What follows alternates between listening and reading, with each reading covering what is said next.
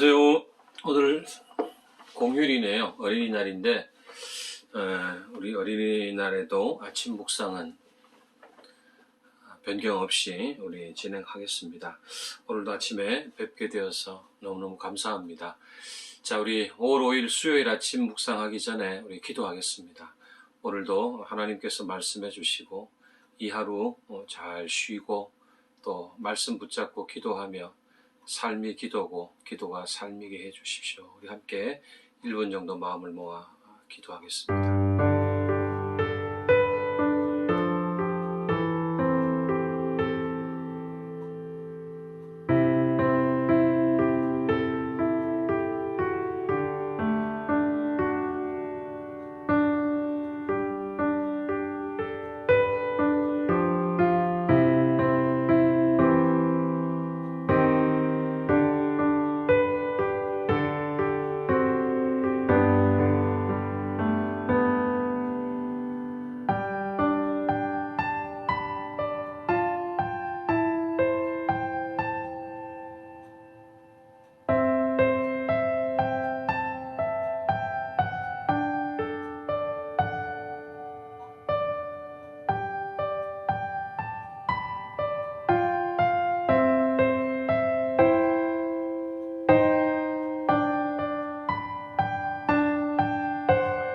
사랑하는 주님, 오늘도 우리에게 말씀해 주십시오. 주의 종들이 듣겠습니다.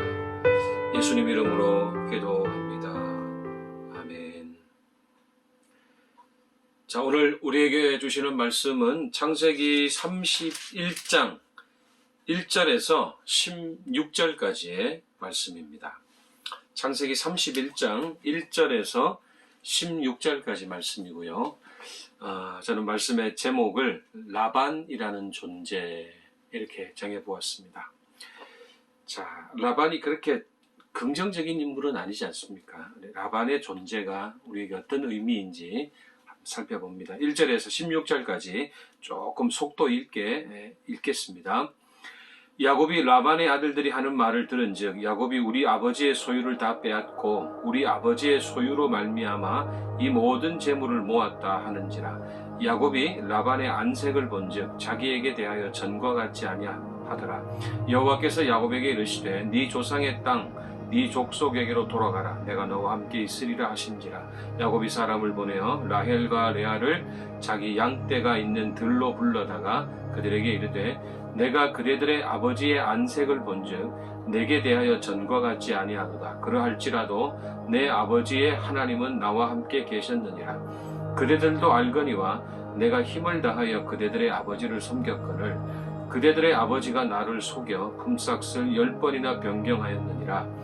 그러나 하나님이 그를 막으사 나를 해치지 못하게 하셨으며 그가 이르기를 점 있는 것이 내 삭시 되리라 하면 온 양떼가 낳은 것이 점 있는 것이요 또 얼룩무늬 있는 것이 내 삭시 되리라 하면 온 양떼가 낳은 것이 얼룩무늬 있는 것이니 하나님이 이같이 그대들의 아버지의 가축을 빼앗아 내게 주셨느니라. 그 양떼가 새끼 뵐 때에 내가 꿈에 들어 눈을 들어 보니 양떼를 탄 숫양은 다 얼룩무늬 있는 것과 점 있는 것과 아롱진 것이었더라. 꿈에 하나님의 사자가 내게 말씀하시기를 야곱아 하기로 내가 대답하기를 여기 있나이다 하매 이르시되 네 눈을 들어보라. 양떼를 탄 숫양은 다 얼룩무늬 있는 것, 점 있는 것과 아롱진 것이니라. 라반이 내게 행한 모든 일을 내가 보았노라.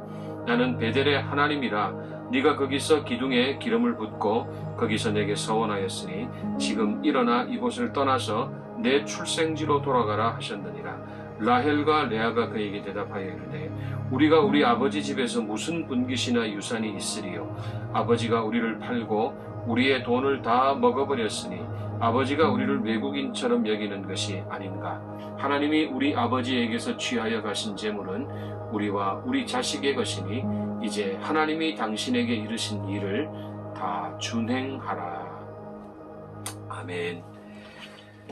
자, 하란에서 보낸 20년은 라반과 지낸 20년이라고 해도 틀린 말이 아닙니다. 라반은 외삼촌이었고 장인이었고 사장이었습니다. 라반은 좋은 외삼촌도 아니었고 좋은 장인도 아니었고요. 또 좋은 사장님도 아니었습니다. 14절, 15절 말씀은 이제 이 두 딸의 불평인데요. 아버지에 대한. 그러니까 라반이 두 딸의 결혼 지참금마저 손을 댔다는 이야기를 하고 있는 겁니다. 자, 당시 지참금은 신랑이 신부의 아버지에게 주는 것으로 하는데, 왜냐하면 여성이 과부가 되거나 혹시 이혼을 당하게 될 때의 경우를 대비해서 이 결혼 지참금이 여성의 사회적인 안전망 역할을 했던 것입니다. 자, 때문에 친정 아버지가 그 돈을 맡아서 보관하고 이자를 취할 수는 있지만 원금에는 손을 대지 못하게 되어 있었던 것이 당시 고대 근동 지방의 어떤 법이었습니다. 자, 생각해 보면 야곱의 20년 품삯 중에 상당 부분은 결혼 지참금이 확실합니다. 왜냐하면 일단 14년 동안 그렇게 일을 하지 않았습니까? 자, 근데 라반이 그 돈마저 제멋대로 사용한 것을 알고 딸들이 아버지 곁을 우리도 떠나겠다, 이렇게 푸념하는 내용입니다. 라반이 그런 사람이었다라는 거죠. 자기 딸들에게도 그렇게 인정받지 못하는 그런 위인이었다는 것입니다. 여러분, 저는 한번 생각해 봅니다.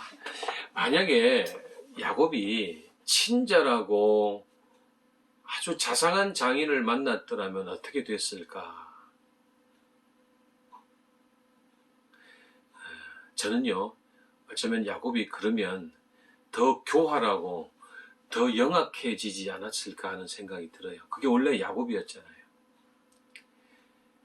하나님은 야곱의 성품을 변화시키기 위해서 라반이 아니고서는 안 되시겠기에 그렇게 하신 것이 아닐까 하는 생각이 든다는 이야기입니다.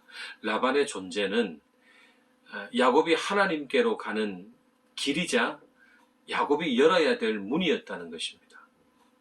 곧 우리 주변에, 내 주변에 있는 원수들은요, 내가 하나님께로 가는 길에 놓인 장애물일 수도 있지만은, 그러나 하나님께로 가는 길 그 자체가 될 수도 있다는 이야기를 하는 겁니다.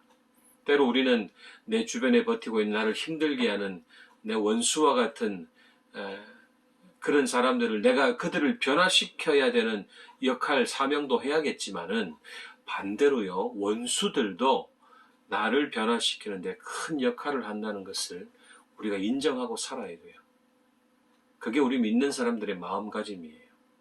결국 야곱은 외삼촌 라반을 통해서 남을 속이고만 살아왔던 자신의 어두운 그림자와 화해할 수 있었던 것이죠. 라반을 통해서요.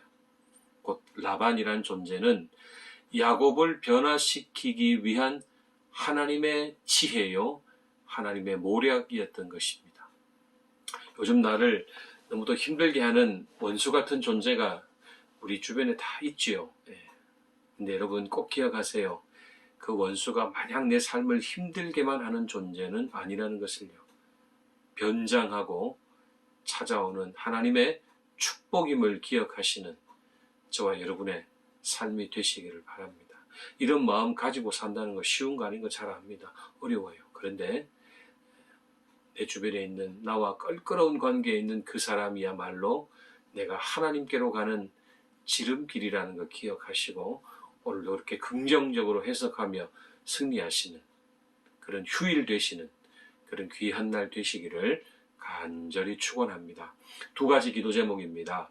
저를 변화시키기 위한 하나님의 모략과 지혜를 인정하고 신뢰합니다. 주님, 저를 주님 원하시는 대로 빚어가 주십시오. 기도하겠습니다. 우리 두 번째 기도 제목은 오늘 어린이날이잖아요. 우리나라에 한정하지 마시고 지금 이 세계에는 극심한 가난과 질병, 폭력, 또 학대, 억압으로 고통받고 있는 어린이들이 너무너무 많다는 거 우리 시간 기억해 주시고 오늘 이 지구상에 살아가는 고난 삶을 살아가는 우리 어린이들 하나님께서 구원해 주시기를 위해서 우리 기도하시고요. 여러분의 기도를 필요로 하는 이들을 위해서 계속해서 함께 기도하겠습니다. 기도합니다.